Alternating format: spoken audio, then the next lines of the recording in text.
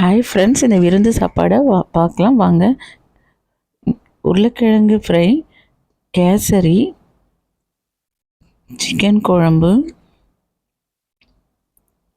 அதோட தேங்காய் சாதம், இது கோஸ் பொரியல், மட்டன் சுக்கா. ரொம்பவே அருமையாக இருந்ததுங்க மட்டன் சுக்கா. சிக்கன் 65, இதோட சாம்பார் சாதம், காயெல்லாம் போட்டு வத்த குழம்பு, ரசம் சாதம். யூஸ்வலாக ஃபைனல் டச்சிங்க்கு நமக்கு ரசம் சாதம் எப்போவுமே வேணும். கோஸ் கோட்டு, இளநீர் பாயாசம் ரொம்பவே அருமையாக இருந்ததுங்க. சில்லுன்னு கொண்டாந்து கொடுத்துருந்தாங்க, ரொம்ப டேஸ்ட்டாக இருந்தது. அதோட தயிர், ஊறுகாய், அப்பளம்.